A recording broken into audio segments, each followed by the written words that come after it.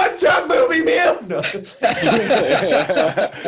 What is going on, movie meals? We forced Tanner to return because this episode was insane. Oh my God. Mandalorian, the Jedi.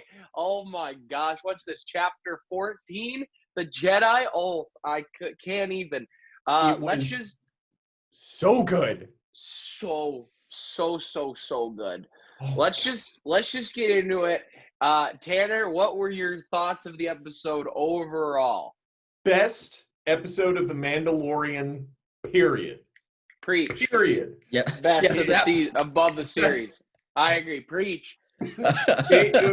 Which is funny because like he completely supplanted Taika Waititi's directing from the end of last season, and you see him in full form on this. And it's funny because for a while there I thought like, does Dave Filoni do a lot better in animation? But this episode goes to prove that he can just direct his, you know what?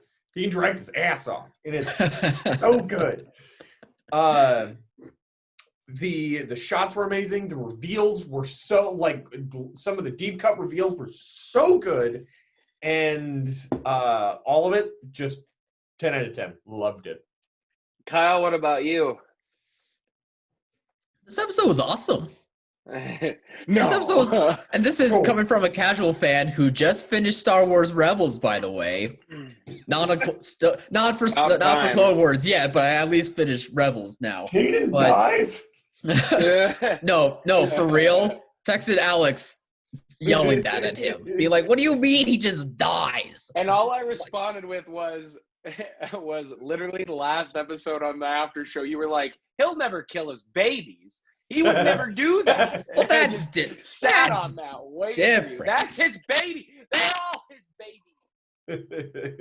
Anyway, what else did you think? No, I thought that this episode went a lot better than I ever imagined it would. I thought it'd be good, but I didn't think it would be this great.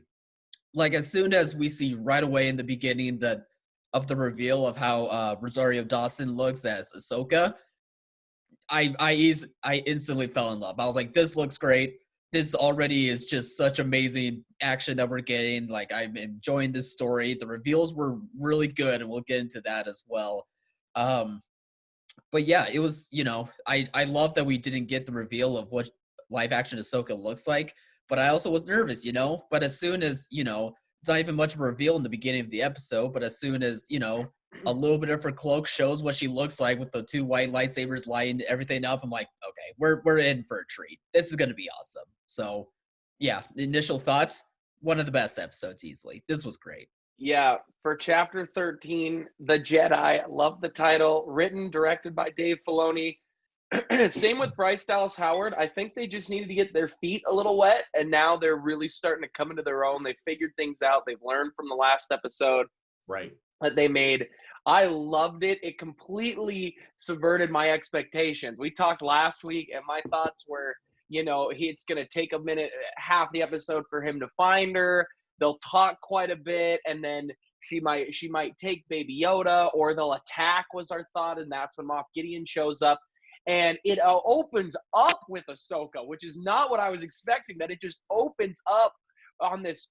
We haven't really seen a destroyed kind of what looks like what used to be a lush forest planet completely destroyed with the creatures in the background. It was eerie, had some horror elements, and opening up with Ahsoka just taking names and kicking some booty. I loved it. Those white lightsabers in the mist as they open up for the first time, and the glow that oh my God, it's so good. Later too, when we get the iconic shot we've seen in the animation where she turns both of them on at the same time and they come out together, that was awesome. Like, Dave Filoni knew what he was doing. I love that Jon Favreau also is playing ball with what has been in Rebels. Clearly, he's such a fan of not only the original trilogy and what George did with the prequels, but he's such a fan of just of the two animated shows, and that he wants to bring that in. He really wants the sandbox to be about everything, even if we're getting little teases like with a little bit of Snoke or the midichlorian, the M count they drop. Like he wants to really play in this sandbox. And this episode was so awesome. I really loved all the reveals. Will we stop calling Baby Yoda, or will we call him by his name now with Grogu? Will we call him his name? Grogu is such a good name that I think it's great. I gotta go with it. I will too. Little baby Grogu. And how cute was it every time he said it and he just cocks his head and his ears get wide and he's like, hey, that whole scene, screw it. We're just going to talk about that scene now. That's what I've been wanting, is kind of these little conversations that I loved so much from like a Game of Thrones or Breaking Bad. Right. And we finally get a little bit of that when they're just sitting there talking and she goes, no, I'm going to listen to, or he might listen to you better. And the fact that they talk through the Force, that he was, one of the actual children that was starting early infant training on Coruscant, to then when the fall happens, that somebody, we don't know who, but somebody took him and hit him, which makes me think, are we going to get a flashback, which would go into some things that some actors have been leaking? It was totally Yaddle. It was totally I've only ever seen one of his species. Oh yeah, they did not care about Yaddle. The name of Master Yoda. Yaddle. Am I a joke to you? Yaddle maybe wasn't part of the council by the time we get Ahsoka though. Am I a joke to you? That was a great scene, and I like that she said that she recognized the fear because of how our boy Grogu has attached now to Mando, and she's like, look, he's attached to you too hard. I can't train him.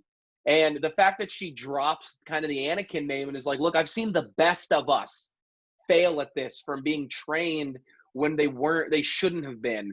And that hit so hard for me. I loved the way that is dropped. I loved the way it was presented by Rosario Dawson as Ahsoka. You could tell that she's studied and probably talked a lot with Ashley, who voiced her, because I felt she really had the nuances that translated over from the animation. And like that scene was so good. Like when she said it, all of a sudden I had flashbacks to every Clone Wars episode and every Rebels episode where she is with him or talks about him, or the Vader fight. Like I was like, oh my gosh, there is so much built up in this.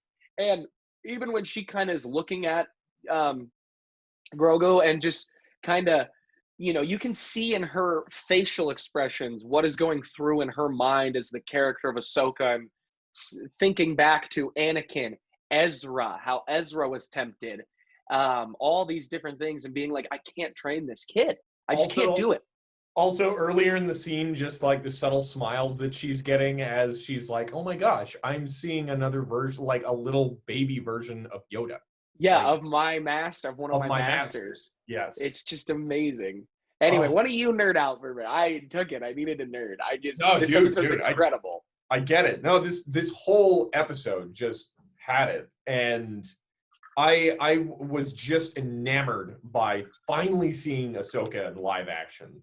Just the way there was one particular scene where I was just, my jaw dropped, is when they begin the fight in inside of the city, and she like force jumps up, gets on top, activates the lightsaber, and is just going to town, dishing those blaster bolts back, and it just looked so amazing. Like when the flowing, her like the cloak flowing everywhere with the lightsabers, like making those quick movements as she's just being showered. Oh my gosh, it looked so good. What hit me the best is when she cuts through a guy and the bell falls, and you're like, dude, this girl is elite. Get Rey out of here. For Ahsoka. I like that climax fight that we had was just mostly seeing how elite Ahsoka is, while the Mandalorian really wasn't a part of the plan. Like, the only part of the plan was him stopping, like, the main general guy or whoever he was, And while just Ahsoka saving went the off. prisoners, yeah. Yeah, and even still, he didn't do much. He was just like, all right, this Jedi's going to do Jedi things, and I'll just shoot someone if I have to. So I Yeah, thought that was much more clever than just doing, like them back to back to each other. Like she's boom, boom, boom, boom, and he's pew, pew, pew. It could Right. have been like that, but I thought this was a lot more clever. We One still of- needed him. We still needed his hand hot on the holster. It's true. In oh my gosh, that between That was enough. I really want to delve into that, like those last two little fight scenes a little bit later, but I was yeah. about to jump into it now. oh, fair enough. Tanner, we're jumping. Okay. I said it the other week that we've got so much of how great the old Western part of Star Wars is from the original trilogy, but when will we get what the Western was inspired by, which is the samurai film? And when we get that in that final fight, it is awesome. It is so cool when they're removing their cloak. I watched it once by myself yesterday, and then again with my brother when he was in town. And when they took the cloaks off, he just goes, Agni Kai. And I was like, yes, but all that, like in my head, I was like, that is all from old Westerns or old samurai stories and tales. Like it's them removing their cloak to bear themselves to each other. And it's just them and their blades. And when these two strong women taking off the cloaks, pulling out their blades and spear, and then just going at it. The choreography was amazing. The fight was awesome. Ahsoka doesn't necessarily kick her butt, which you kind of expect that would happen. Like you feel like she's gonna wipe the floor with this girl. We don't know her, and dude, it's awesome. I'm not gonna lie. Like, so the minute they took the cloaks off, the blades came out, and there was no music. I was getting hardcore, especially from what we had talked last week. As I was like, I wonder if they would actually kill her off. Like in my mind, I was like, I don't think they'll actually kill her off. But then they killed the music, and I'm like, they're gonna Qui-Gon Jinn her right now, and I'm gonna be so upset. That thought did go to my mind too. I was like, oh my god, they're actually going to kill his baby. And I actually liked the back and forth with then Mando and the guy being like, could be your girl is winning, could be mine. It's a Western on one side and a samurai movie on the other side. Exactly. Awesome. They do that beautiful thing of they understand where Westerns got like their inspiration from and where George got his inspiration from. So it's like, here's the core. We're going to show you this like straight up samurai movie. Then you just take a shot outside. You see the dusty town, the beat up buildings, the two gunslingers that are staring each other down, just trying to find out what's happening. Then you go back inside and you see the beautiful pond, the thin bridge, the nicely manicured, the trees. Yeah. I loved it. The imagery that they conjured up in this was bar none. And it didn't take away from what either fight. Like going back and forth was done so subtly and so great and quick with Mando that it didn't take away at all. Like I wasn't sitting there being like, no, take me back to the girls. Like it made sense to me. The back and forth really worked. Dave Filoni, seriously, hats off to what he did for this episode because it was awesome. It was 50-something minutes too. It was longer. We got a full episode. I loved it. All right, what else should we nerd out about? We know Tanner wrote a book this time. What else do we nerd out about? Because there's so much I still want to get into. Well, real quick, like the funniest thing to me, and I don't know if it was like intentionally funny or not, but how he's able to find Ahsoka. Like he just goes into the town, and then the lead villain, I forget her name now, but she's just like, yeah, she was just like, hey, I'll pay you to go and kill this Jedi for me, and he's like, sure, I'll go find her. He never said anything about killing her. I'll go find her for you. Yeah, totally. He just says like where, like, do you know where she is or so? Like he just gets the coordinates and goes. Yeah, exactly. I thought it was pretty funny.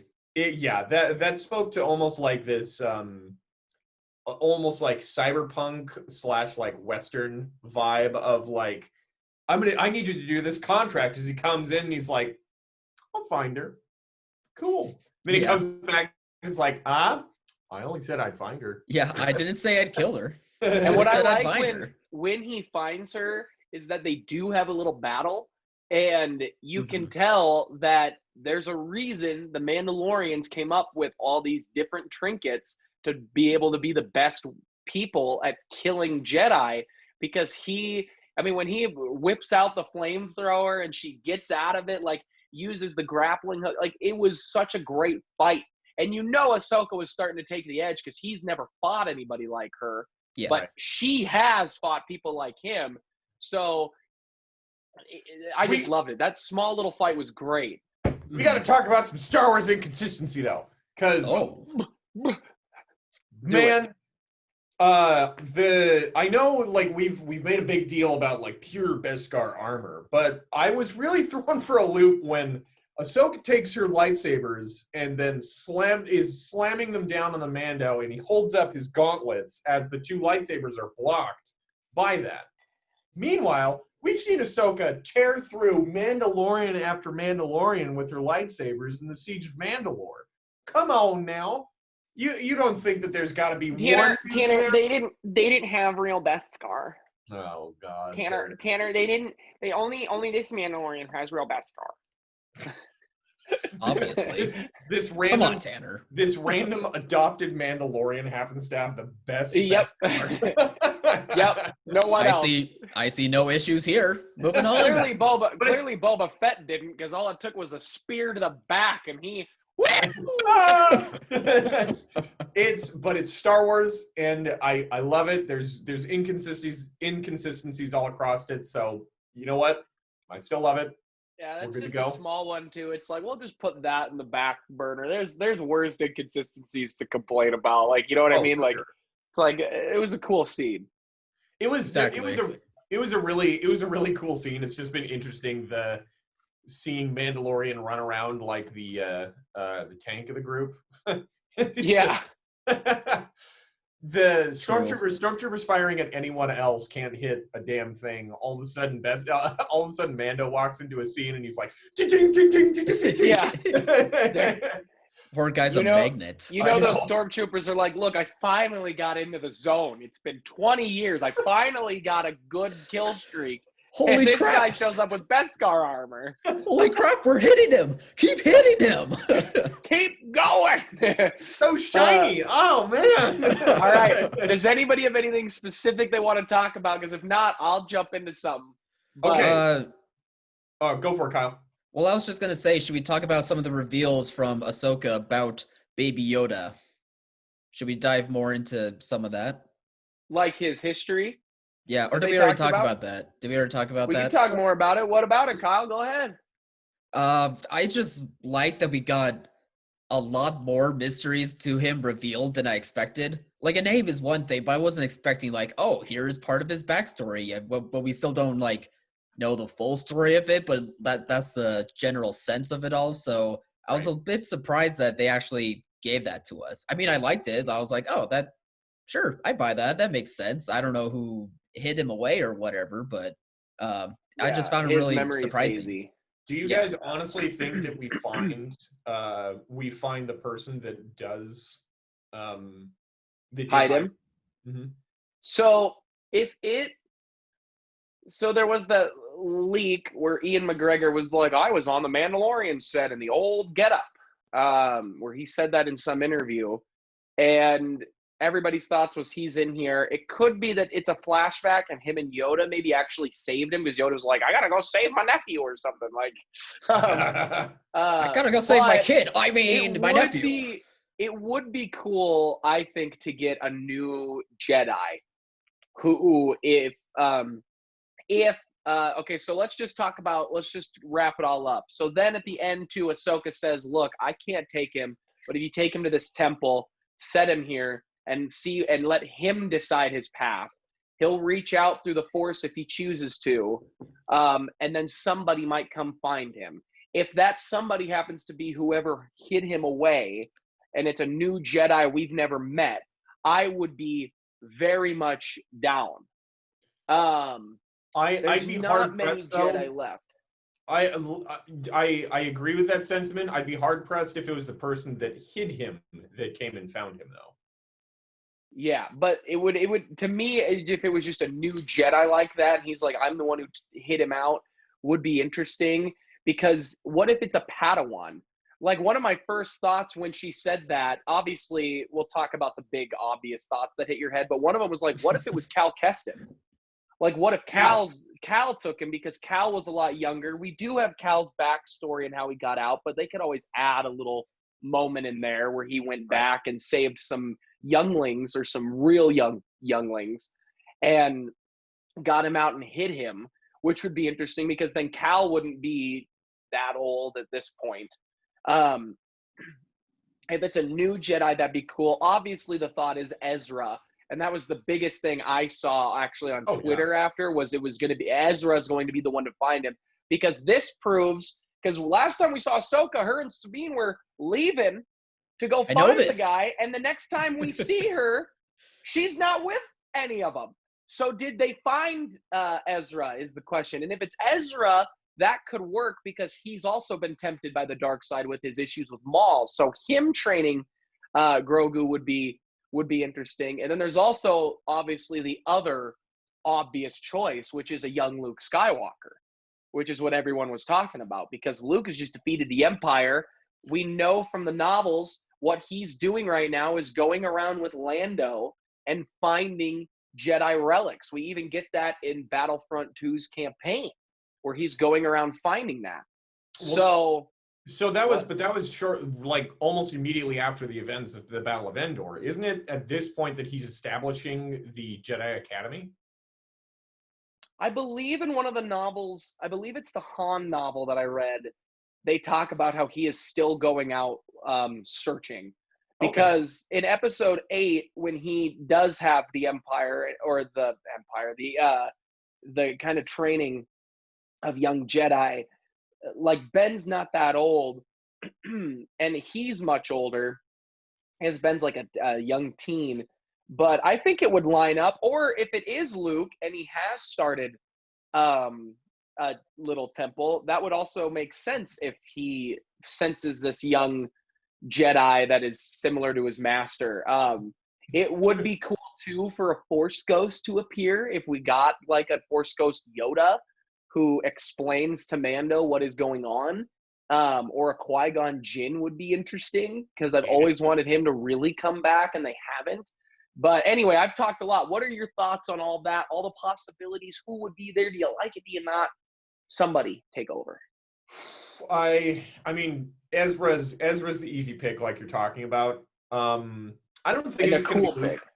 I don't think so either. I really don't think it is. I think they're going to try to try to step away from that. And also, with Mark Hamill still being around, I don't think they want to recast Luke yet. The biggest thing that makes me think Luke is just because there's been that rumor for like 5 years that Sebastian Stan has been in talks to be a young Luke, to the point where Mark Hamill, doing press for episode 8, gave him his blessing and said, if they were to cast anybody, I'm fine with it, and I would love it to be Sebastian Stan, because he is an incredible actor. And he looks like a young Mark Hamill. He looks the part. He really does. If it's him, I'll freak out, but I'll be okay with it. If it's somebody else, I don't know. But the kicker of all of this, as I've been like nerding out about like all of the ideas in my head of like where this could take this Star Wars franchise as a whole, it just makes me think of like, why couldn't we have gotten the Mandalorian before any of the sequels had ever come out?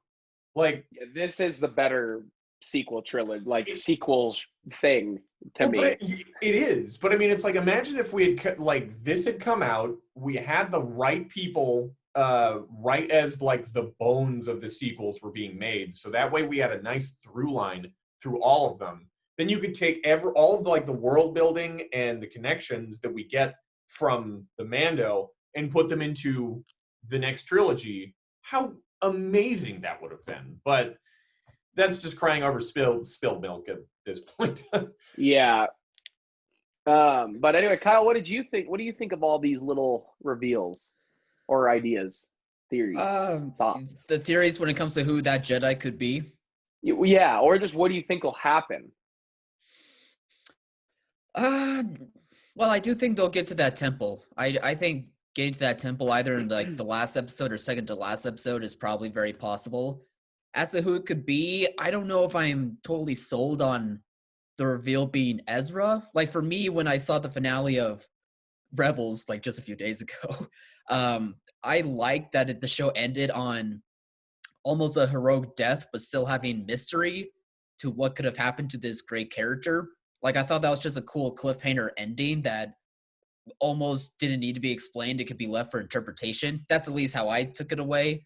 So if Mandalorian is being used to like finish up, things to Rebels or stuff like that, I don't know if I would fully be on board. Just because like right now, I just like that that's how that show has ended. But a young Luke, maybe that would be okay. I kind of like that the show has been in its own sandbox. I don't know if we wanted to always be connected to the rest of the movies, although it would probably make the most sense, seeing as though it's after, Return of the Jedi and Luke has like really established himself at this point. But beyond that, I don't know who else it could be. I haven't thought about Force Ghost either. Like, I guess it is possible that like a Yoda could be able to show up at the temple and explain some things. That one Yoda could also spoke be to very Ezra possible. too in Rebels, Yeah. so we know that's in Dave Filoni's wheelhouse. Yeah, exactly. And I will say too, or let's transition to this because this does play into all the Ezra stuff. How about the incredible reveal? Hey, I want your master. I want your master. Where is Grand Admiral Thrawn? When that happened, I lost it. Screamed Are at the you kidding TV. me? Lost I my mind. lost it. I had to be somewhere at 9:30 in the morning, a half-hour drive. So I woke up at like 7 for no reason. All I had to do was put my contacts in and go. And I was like, why did I wake up this early? And then I was like, I completely forgot that Al from last night is a genius, and I've got time to watch The Mandalorian. I whipped it out like 7 in the morning. But that reveal is awesome because that also has so many questions because he is missing very similar to Ezra. So if he is back, how is he back? Where's he been? A lot of the rumors back in the day when the sequel trilogy was coming out is that Snoke was actually Thrawn or being controlled by Thrawn. My question is Moff Gideon a separate faction, or is Moff Gideon under the rule of Thrawn? I hope they're separate. I hope we're about to get 2 competing Empire factions left going at it as well, which then would make more sense for a guy like Snoke or Palpatine, I guess, to rise up from that to create the First Order. I think that would be cool if we get 2 separate kind of factions, or if Grand Admiral Thrawn becomes more of like what Maul became in Rebels and a bit in Solo and became like a gangster. That would be kind of cool, I think. But anyway, what did you guys think of the Thrawn reveal? Because that goes into a lot of this Ezra kind of thoughts we have. Kyle, go for it. Ooh, excuse me. While he's dying over there, I like you guys. I was like, wow, like Thrawn's out there, huh? Holy crap! I made this face. But I don't know. I do like the idea of 2 separate, I guess, empires going at it with each other. Mando is caught up in the middle. I think I actually like that because I really liked Admiral Thrawn throughout the show of Rebels. I thought he was like one of the best Star Wars villains that we've had from what I've seen anyway. He's my favorite general, not Tarkin. Like he's by far to me the best. No, he's awesome, man. So like if that's where that show could take, I could probably be on board with it, but only because I just love that villain so much, and I would love. I guess I would also love to see like a bait and switch type thing to where, Thrawn just crushes. Geez, I keep forgetting that other guy's name. Excuse me, but Moff Gideon. Moff Gideon, thank you. Just crushes him like right away, and it's like, okay, I got the Darksaber now. I got all of his stuff now. Talk about them. This season we kind of talked how it feels like they're trying to subvert your expectations more because this episode did not go how I thought it was going to at all. No kidding. If they have it where Moff Gideon shows up and then immediately out of hyperspace, it's Thrawn, and we just get the name drop, and then he's there, and they've cast some awesome actor we didn't expect to be in the role, and he wipes out Moff Gideon, and he's like, no, I'm the real villain. That would be amazing. I would lose it because that would completely change your expectations to what they've built up in such a Game of Thrones way, and I think that would be awesome. That'd be so cool. I don't think that's going to happen, but it would be cool. You go, Tanner. As you guys were talking about Grand Admiral Thrawn, like I'm not gonna lie, I think that Thrawn, maybe besides Vader, is my favorite villain in the Star Wars universe. Seriously, he's up there. I read when I was younger, and also not that long ago, I ended up rereading the Timothy Zahn series. That was the first trilogy of books that they came out. Heir to the Empire, Thrawn Rising, and I think Empire's End. I've got them somewhere back here. And I've got one of them. There it is. Those are the best. Those are the best written lore that we get for Star Wars, continuing on after the events. And so, in my head, if we could get those separate factions, or even let's just say there's like a third or even fourth faction, since obviously the Empire's been like fragmented, and we've seen multiple Imperial contingents that are fighting against each other. Admiral Thrawn shows up and he's like, no, you're all working for me now, and he eliminates the heads of everyone and then consolidates all of the Imperial remnants under him, then attacks the New Republic. From that point that we get the Mandalorians teaming up. It's the all right, get the gang together. We gotta try to take these guys out, and we could get an homage to Heir to the Empire. Oh man, that would be. I'm all about that. I would love that. And the big speculation when Thrawn vanished, is that he is in the Outer Rim, like he's way the heck out there. So if there is any sequel connection, that's the way to do it. Not necessarily that he's on Exegol, but that whatever Palpatine did with sending his essence to a clone, that he then uses Thrawn as a way to build up this new Snoke identity and things like that. If they do touch on that, I'd be okay with it, because right now I just trust anything Dave Filoni and Favreau are doing after this season is just bar none amazing to me. But that would be the way to do it. I love everything that's going on. And if they bring Ezra back too, there's a lot I'm loving right now. Like, this is such Star Wars geekiness. It's amazing. So I have a question for you guys then. I know I just said my spiel about how I loved the ending being left up to mystery when it comes to Thrawn and Ezra. Although I did say, like, if Thrawn did come back, but not Ezra, like, I think that, like, I would be okay with that. I think that'd be pretty cool. It just shows how cool of a villain he is. But do you guys think that wouldn't ruin the ending of Rebels for you at all? Do you guys not view it as the same mystery box type thing as I do? No, I do, but I've sat on that mystery box for the last however many years. So to me, now that Dave Filoni and Favreau have been talking about they're going to do some stuff with Rebels, to me, after seeing how they handle like for Baby Yoda, like we could have gotten a million things ruined with Grogu right now, and with Ahsoka being like, no, I know everything. I know how he ages. I know this, I know that. Mm-hmm. And we didn't. We know that Ahsoka didn't really talk to Yoda about that. So I trust them to handle it properly right now. And I've been sitting on it. You just recently watched it, so it's so fresh for you that exactly. I understand being a little bit more like, no, don't touch it. But more hesitant with it. Sure. Once the series ends, me and Al have been sitting here. I'm Johnson, man. Put me on. Where's Ezra? I just want to know. So for me, I'm okay, and they might not reveal everything. And it would be interesting because Ezra has been tempted. Ezra could be a Sith by now, for all we know. He could be working with Grand Admiral Thrawn. God, we don't know. We don't know. We don't know. They tease those little things in Rebels. That's what makes this season exciting. And what also excites me is that our boy, Esposito, right? Is that his last name? Yeah. Yep, Carlin. he said expect battles and a lot of fighting for these last few episodes. He said that before this came out. This had great battles, not like big action, which makes me think we're going to get around 45 minutes to a full hour for the rest of the season.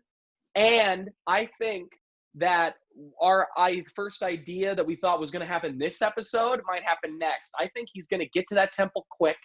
I think he's going to – it's just like Ahsoka starts early. I think he's going to sit down Baby Yoda on that temple fast. He's got the jetpack. He'll get right where he needs to go quick.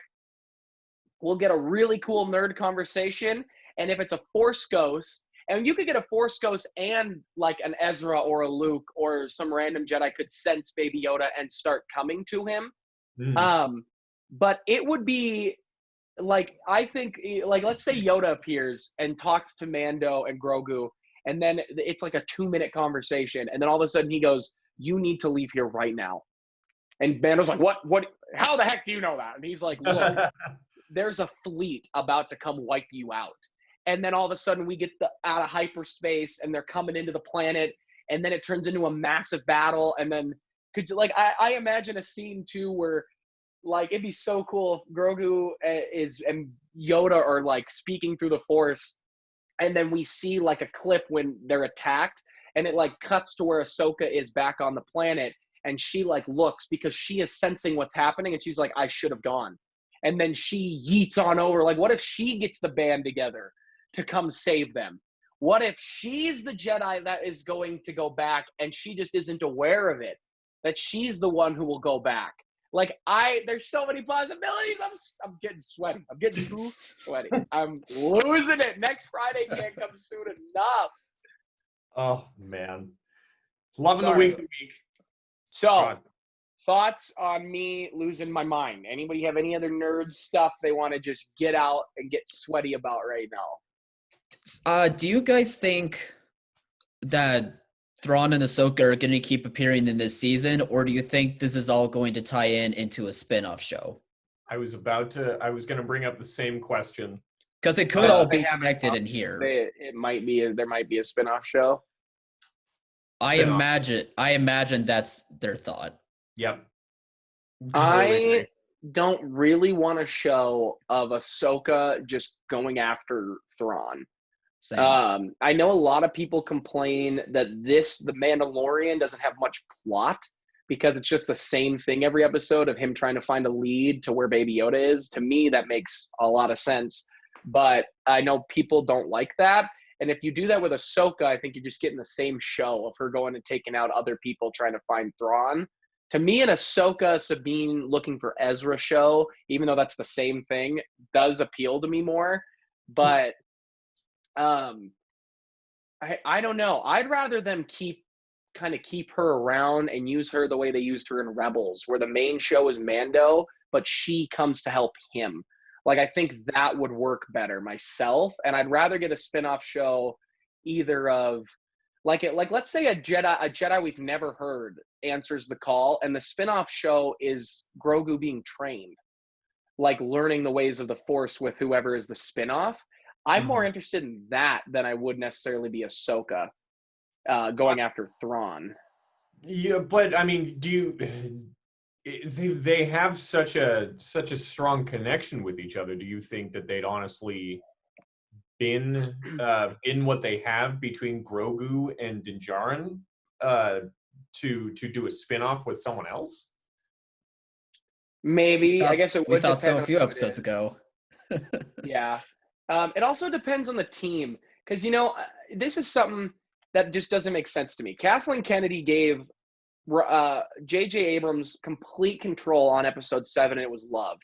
Gave Rian Johnson pretty much complete control, and yes, divisive, but still, I think a story that at least played off of what was given before. Then it felt like she put the hammer down, and that story to me doesn't go any direction at all. And then Rogue One, she put the hammer down and we had problems. Solo, she put the hammer down and it seems like we got problems. And then Obi-Wan, it seems like she put the hammer down and got problems. But she doesn't have problems when it comes to Filoni and Favreau. So to me, any other shows completely depend on who's taking over. Because I love Deborah Chow taking over Obi-Wan, but then there was all these problems. And it's like this girl proved that she can handle a big Star Wars property. She's done Game of Thrones, or not Game of Thrones, but she did Breaking Bad, a bunch of other really good TV shows. Then she came over to Mandalorian. She's got Filoni and Favreau in her back pocket for the nerd stuff. If she's not as engraved in it, like, let her do it. And it's just not happening.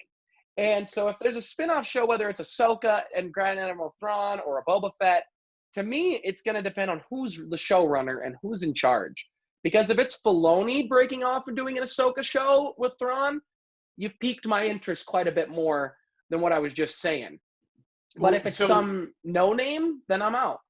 This might be a little bit of inside baseball stuff, but just to kind of get the record straight. I know they brought on, what's his name? He was the Marvel Cinematic Universe. Kevin Feige? Kevin Feige. They had brought Kevin Feige in to, I thought, do the same thing to Star Wars. But then I heard another bit of news that he was then out.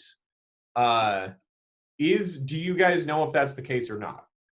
Kyle, you would know best, but I think you're going to say the same thing I'm going to say, but last I heard, excuse me, they got him on to maybe produce a movie, Star Wars right? movie. Just one movie. I haven't heard anything moving about that whole thing beyond that, but I think that's because they're focusing on TV. Okay. And there is that other rumor that was it a team of directors? Was a group early in quarantine, or a young indie filmmaker that was rumored to have pitched something to Kathleen Kennedy, and that he is now going to be making a Star Wars movie. That was announced by Lucasfilm a long time ago. And the thought was Kevin Feige had his hand in this and said, look, I've been doing this for years with Marvel. This is our guy. Trust me, this is the next story. But outside of that, it's been all TV. And also, Taika Waititi was hired for a new Star Wars movie. That's but right, I think too. He's filming Thor 4 pretty soon right now, and he has some other stuff on his plate. So maybe they haven't even begun on that Star Wars movie, and that's probably fine since they're focusing on TV. I'm going to throw this in real quick, too, and then, Tanner, you can go back to it. But also, new Big Bob, that I call him, came out the other day, or a couple weeks ago, and said, look, we were always trending towards streaming, and this pandemic is a blessing in disguise for us because we're focusing on streaming. That's the future, not cinema. And he got a lot of pushback on that. But that makes me think more that they're kind of everything movie-wise has been put on the back burner for shows.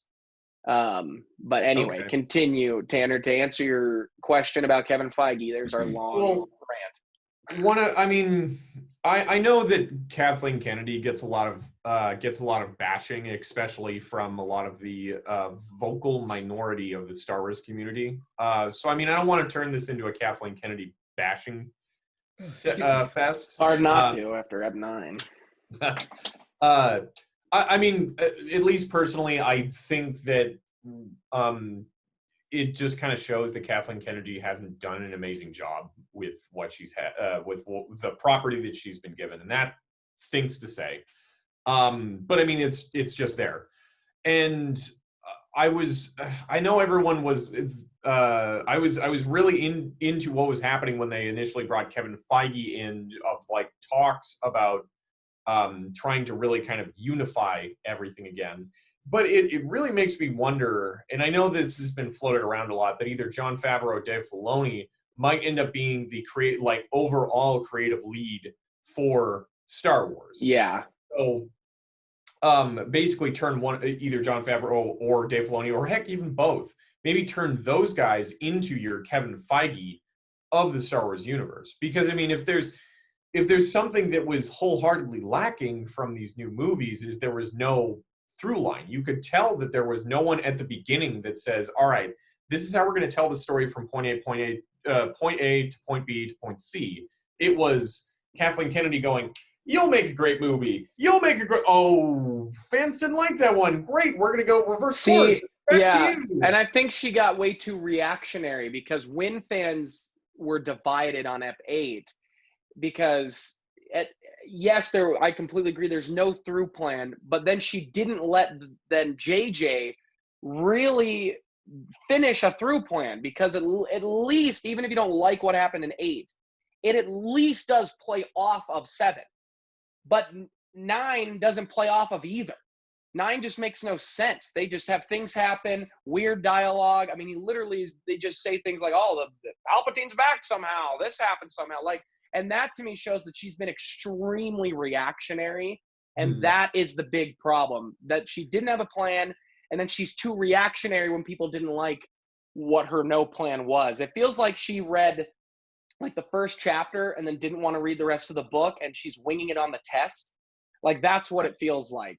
And I was always against Filoni taking over, because it was like, man, this guy hasn't really done a whole lot. I mean, he's produced, he's done animation, but like, I haven't seen him, in a full creative control with a lot of people under his belt. But now I would probably go that way. I'm trying to look up her contract too, because the big reason that people have thought that is that her contract is supposed to end.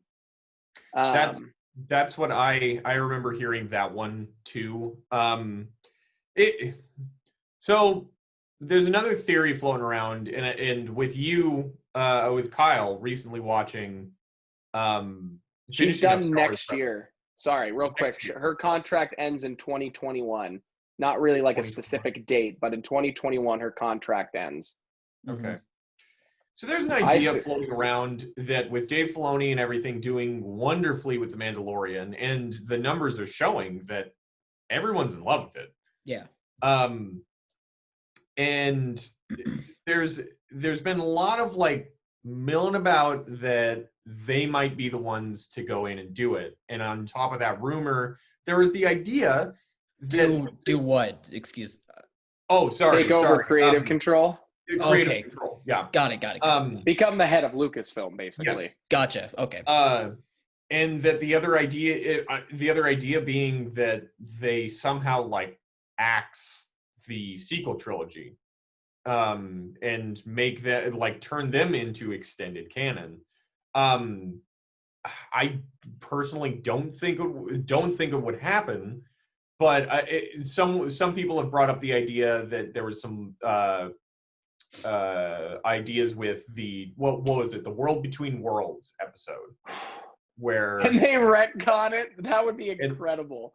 If they retcon the sequel trilogy using Filoni's World Between Worlds force power, that would be insane.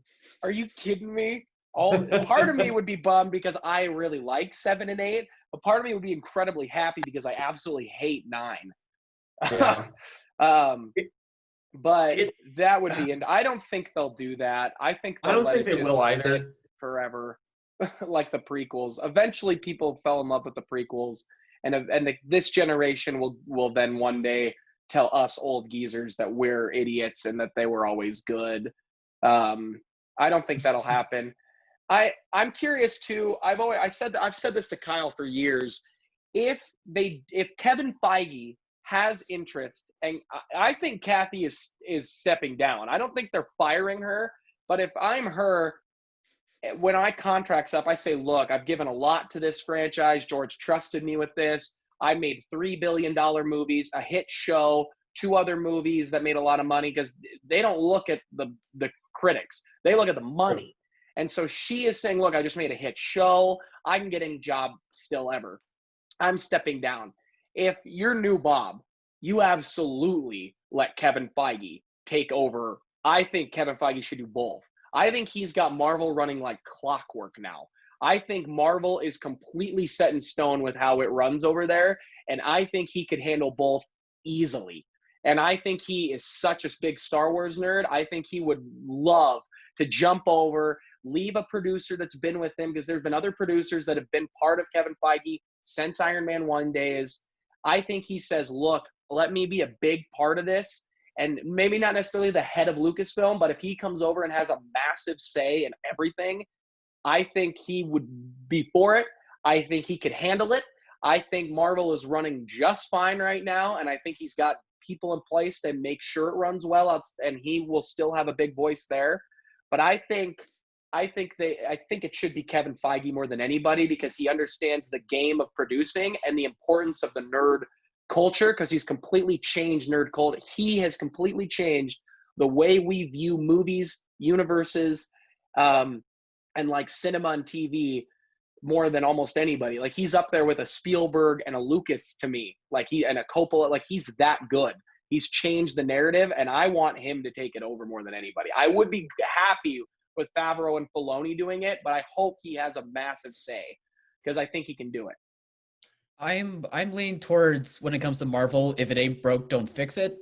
Meaning that Feige will just stay at Marvel, and seeing how well Filoni and Favreau are handling things as compared to Kennedy, they'll have them take up the higher ranks of like the Kennedy role. I think that would just be a lot smoother. I think to though too. I would prefer that. I would actually much prefer that. Like I'm sure Feige could handle both just fine, but like I said, if it ain't broke, don't fix it. And we got guys that can clearly handle a bigger role, it seems like. So I think I'd lean towards that. I'm concerned. I'm genuinely sure. concerned that that's too many plates to be spinning for Feige. That if he has a major say in both, not saying that he isn't incredible at what he's done, but he has put so much love and energy and time and thought into Marvel that to do that with two of the biggest franchises that have ever existed, that's so hard. Especially when you've got that many different voices and that many different fingers in the pie. I think that's a really tough one. See, I'm not even sure his fingers are in the Marvel pie much anymore. I mean, I think he just runs the kitchen. He walks in and says, look, change that, that's great, love it, I'm out. Like, I don't think he is dipping in as much anymore. I just really don't. I think he's got it going like clockwork over there. I think the fact that they're already filming Black Panther 2 is, and they just, RIP to Chadwick, the fact that he is that good, that they already know what they're going to go with, they've already got it figured out with Ryan Coogler, they know what's happening, tells me that he could do it. I would be happy with Favreau and Filoni. I'm not necessarily sure they'd want to, because do you want to go from a filmmaker to a permanent head of a studio?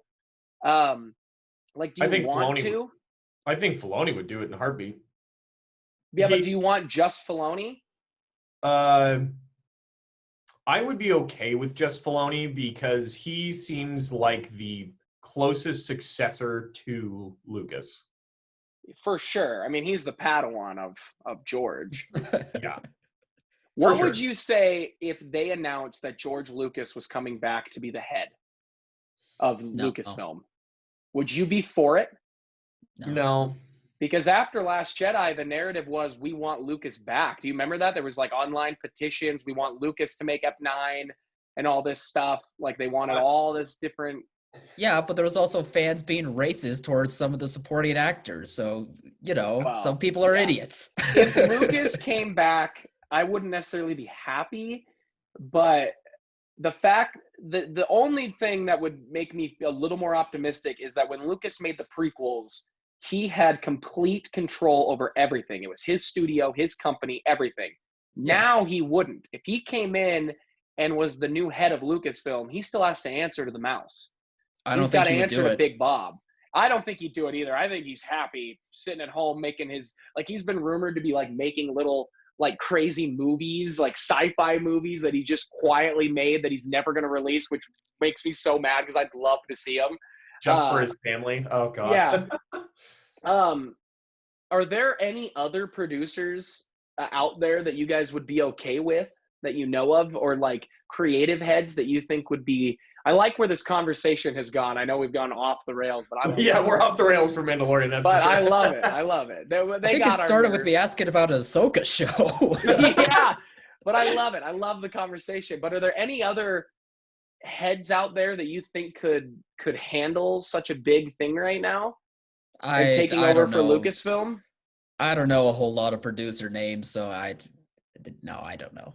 I have no idea. What about the guy that headed the Dark Cinematic Universe?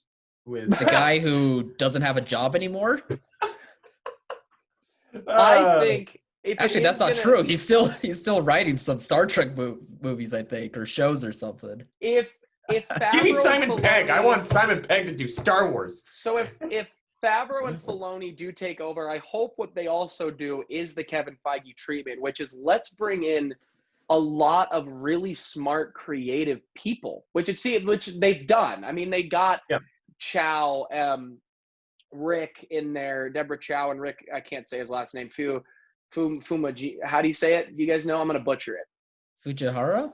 No, wait, that's a different guy. No, that's that head of Warner Bros. That got booted. Never mind. Anyway, Wrong guy. He's been directing Bryce Dallas Howard to bring in these creative people and to have them be a say in what's going on. Like that was such Peyton Reed now going over from Marvel now to Lucasfilm because he directed one of the episodes. I think that is honestly more smart than anything else. Like if Kathy somehow stays on, what she needs to do is be like, look, I'm taking the back seat and letting these nerds drive the wheel. Like let them bring in the right people because that is a big reason Kevin had so much success. Bringing in a Jon Favreau who sat and had long conversations about what they expected. And yes, Kevin had the ultimate say, but really to trust them to the point where you hear on Avengers where it was like, no, we talked to James Gunn had a big say. Peyton Reed had a big say. All the actors had a big say in a lot of the things. The writers that they brought in, obviously going and getting guys like the Russo brothers. If the Russo brothers were given creative control of Lucasfilm and that kind of came out of the blue, I'd be kind of down for that. I trust those two completely. I am curious to see this new movie with Tom Holland they're making that is going to be completely different than Marvel because I've only seen him do comedy in Marvel as directors. But those two, I also would trust. Like if they announce that Kevin Feige is joining in to produce and Jon Favreau and Dave Filoni have taken over Lucasfilm and the first movie out of the gates is going to be directed by the Russo brothers, I'd lose my mind. Like, are you kidding me? That's what you want. That'd be pretty wicked. That's the nerd dream. We need that through line. That if we are going to decide like we're going to continue to like make we're gonna try to Marvel Star Wars, if it makes any sense. We're of making like these different connecting threads throughout it. Like you said, Al, give the person creative freedom, but just make sure that you have that head that knows the story through it all. Yes. And make sure they just come in and be like, we need this, and we need this. Those are the only things that we absolutely need. The rest of it, all on you. Go for it. Yeah, and what Kevin does so well is he plays ball. You know, he's like a great NBA player who understands when to score, but I need to pass the ball to win. Like that's what I love about Kevin, where Kathy is shown to be a little more reactionary. And when it was given to Kathy, I was all for it. I mean, Kathleen Kennedy has made some of the best. I mean, there's this has got Kathleen Kennedy's name on it. This has Kathleen Kennedy's name on it. Indy's got Kathleen Kennedy's name on it. She's been a big part of these guys forever. I still would low-key love a Spielberg Star Wars movie. It's been like the ultimate like wet dream because he's been asked so many times and has always been like, no, that's my boy George's baby. But that would just make me so happy if he finally was like, give me free to do anything I want. I'd lose it. I would absolutely lose it. Do you think he still has it, or do you think he's going to Kingdom of the Crystal Skull it? I blame George for Kingdom of the Crystal Skull. I don't blame Steven. Oh, really? Well, George Lucas, there was like a script for Kingdom of the Crystal Skull, same name that involved aliens that was leaked years ago that was supposed to be amazing. Like the heads in Hollywood, like this script is awesome. And George, the rumor is that George read it, didn't like it, said, I want this, and this. And he had creative control because it was still his company that Lucasfilm and everything was doing. And Spielberg, to not be mean to his friend, just kind of made the movie that him and George kind of went with, which is interesting because George was also had a massive hand in the first three. But I don't blame Steven as much.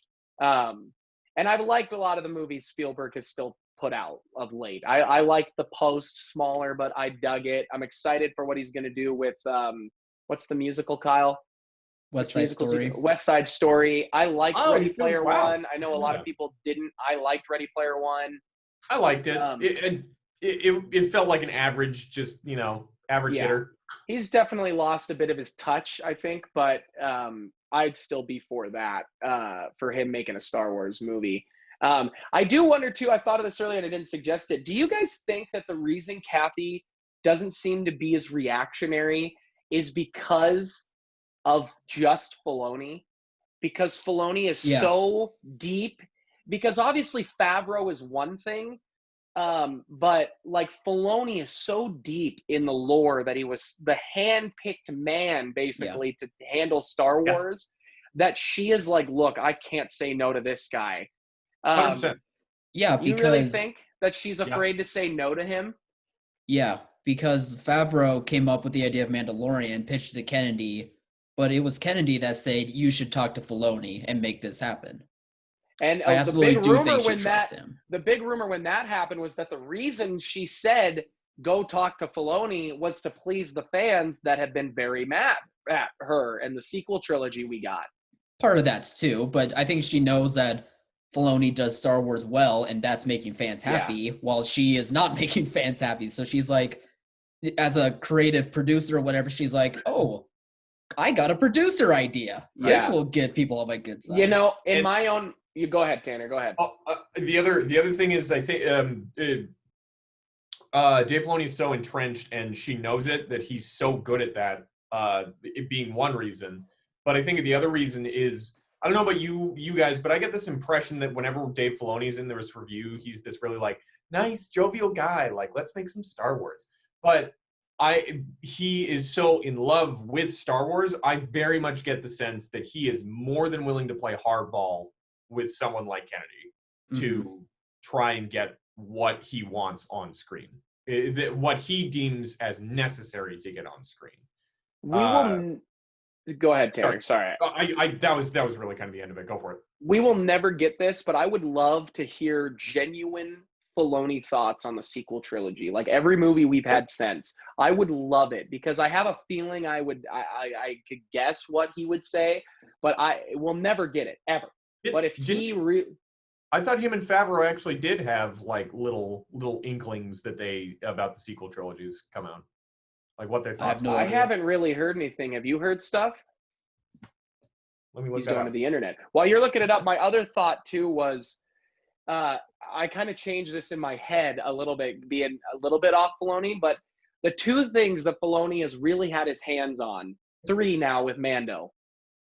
Don't forget, Dave Filoni executive produced and was big part of the creative story of Avatar: The Last Airbender. Yeah. He gave us one of the greatest written shows ever. I mean, obviously the creators who came up with it, but it takes a Filoni to understand what to do and to be a part of that. Obviously, he was also an animator. But to then go over to do something like Clone Wars and Rebels, and then to do Mandalorian, I think I convinced myself the fact that he was such a great producer on Avatar that I could handle him more as a producer in Lucasfilm. So I just changed my tune a tiny bit more, leaning towards being for it. I mean, I've always been for him, but I tend to go back and forth. But the fact that I always forget he did Avatar is just so great. And when I don't know, Kyle, did you ever watch the documentary for Mandalorian for season 1? Yeah, I did. The director's one, right? Yeah, there's like 8 episodes, and it's pretty much for every episode of The Mandalorian. And sometimes was the directors, sometimes was actors. They had one on the composer. No, I've only seen the roundtable, the director's roundtable. The director, on Hollywood Reporter, or the actual Disney Plus show?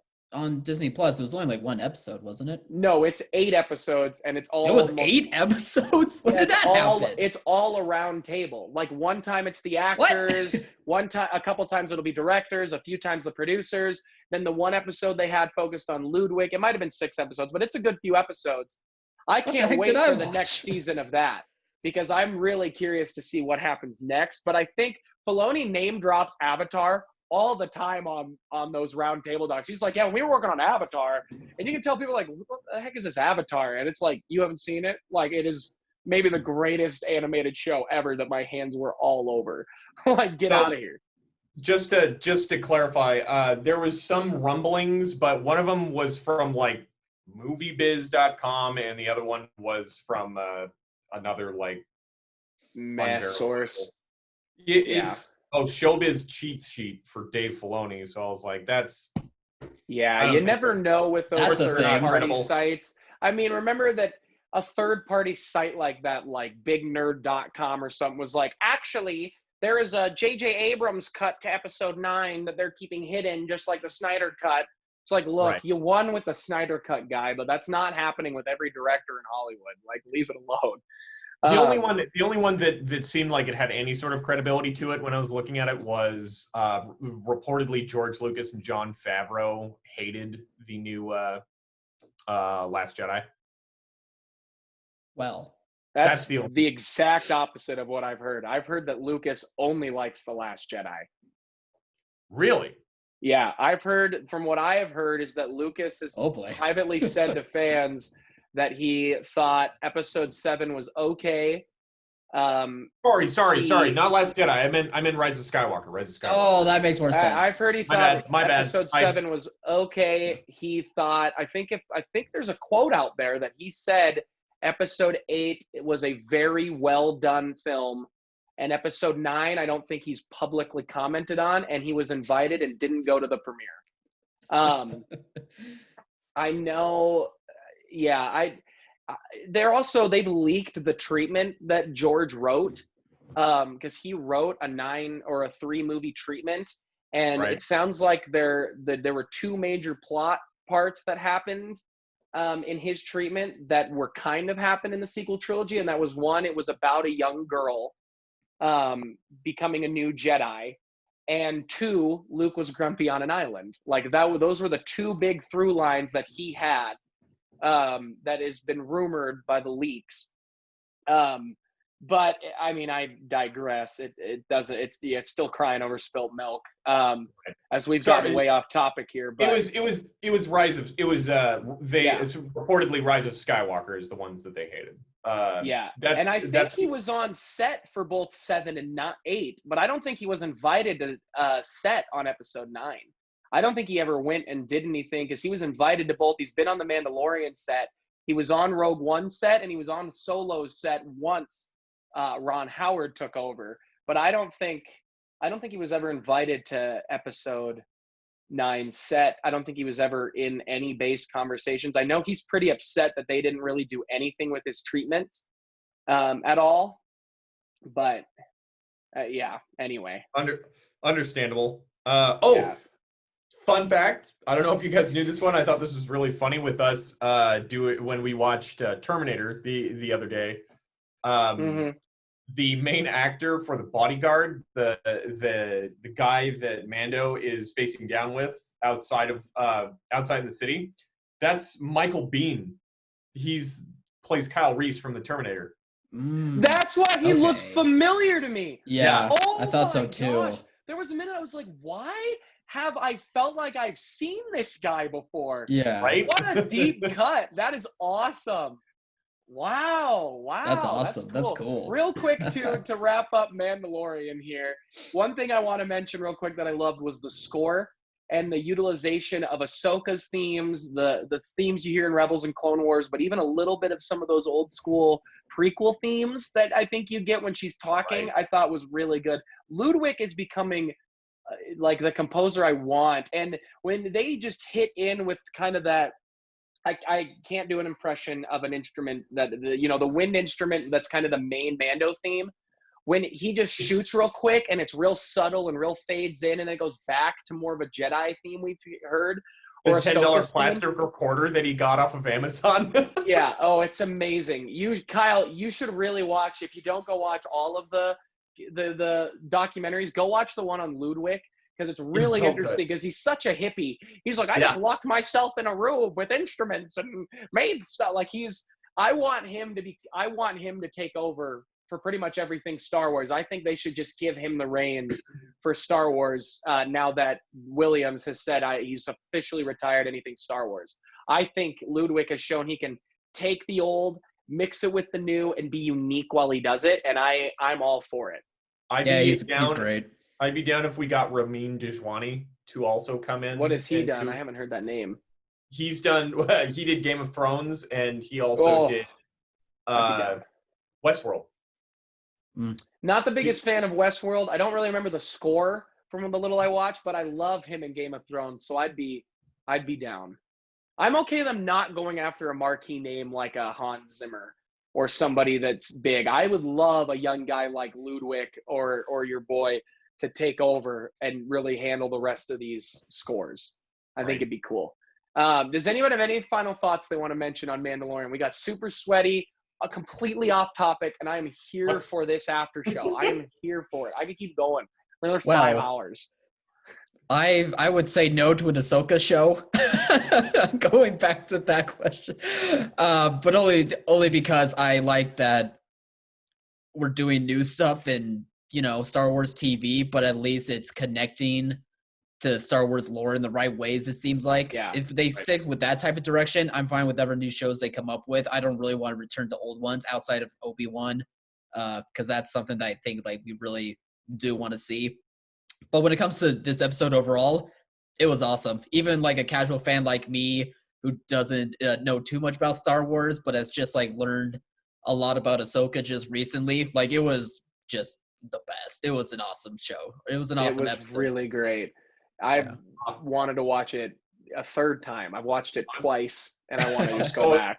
I'm so excited to go watch it again. I wanted to watch it immediately after I got done with it. Yeah, I watched it, was like, man, I really want to rewatch, but I've got to leave, and I didn't get back home until much later in the night. And then finally was like, hey, all the people around me haven't watched the new ep. You guys want to watch it for your sake? Like, come on, like, let's turn all the lights off, put it on the big TV, huh? Like, how's sound? That was because I just watched it on my computer the morning of it. It was like, let's just really dive into this. Like, real quick, one of the big bummers of, obviously, there's a lot of bummers from COVID, but I was hoping that with Mandalorian, they might start to, but obviously before the pandemic, that they might start to pull what Game of Thrones was doing in bigger cities, and then what Walking Dead ended up doing for pretty much nationwide, of putting the episodes in the theater the same day they come out. I would have been all for like a really late Thursday night showing, or like a Friday, to where you could go see Mandalorian in the theater, like the finale or something. I would love that. I went and saw a couple Walking Dead. Game of Thrones never came to where we lived in Bozeman, but they did put Walking Dead when I was in the thick of that show. And it was cool watching a show like that that's got a bigger budget on the big screen. It would be so cool to get to do that with Mandalorian. I wish, that's something I wish we could do right now. That would be really cool. But all right, well, I guess we'll wrap it up there. Thank you, Tanner, for coming on again. I'm loving this. Thanks for having me on, guys. What we've got going. I'm loving this little trio we've got going for this after show. I love how sweaty we get. I love completely how off topic we got. I'm here for it. Maybe I'll throw time codes in this episode for the viewers. All right, guys, remember to like, subscribe, share. Next week we'll be here. I think they've already announced the director. I think it's Rick taking up no, it's Robert Rodriguez doing the next episode. Then it's Rick. And Spy Kids! Yes! That'll be really interesting, especially if we get a lot of deep Star Wars, like, Force knowledge deep for Robert Rodriguez episode. But he can handle battles from movies. I mean, what he just did, he did Alita Battle Angel, correct? He was the director, yeah. Alita Battle Angel's low key an underrated movie. I had a really good time with that. He handled it really well. So I'm interested to see what he can do. I know he's good friends with George and Dave, so I'm curious to see what he can do. But anyway, next Friday can't come soon enough. I am pumped, and I completely remembered a question I meant to ask that I completely didn't get to ask, and I'm going to briefly ask it real quick, fast. Do you guys think this show would work better released all at once or not? Because the people I talk to complain that we're not getting enough plot. It's the same thing. And I asked them, do you think you'd have that problem if you got everything? And they said no, because I'd get to the meat of what I want. Do you like still getting it episodic? Yes, they just hate waiting. Season one need to binge. Season 2, week to week. Yeah, fair enough. And in season 1, too, they talk about through lines. This season had more of a through line because they wrote the whole thing, all 8 episodes. The last one, he wrote 6. They said, we want 8. So then they wrote those 2 in between that Bryce did, and then the one with Bill Burr in it. Right. And Makes I sense. think those 2 get kind of pooped on the most. So it makes sense. I think it's better to binge because we get this conversation. The anticipation is built. I'm so pumped for next episode. Like I wouldn't get that feeling if it was spread out. Kyle, any quick thoughts on that? No, I prefer episodic. For the most part, binging's fine, but I like the anticipation. Yeah. All right, guys. Well, thanks for watching, Mom. See you guys. Bye.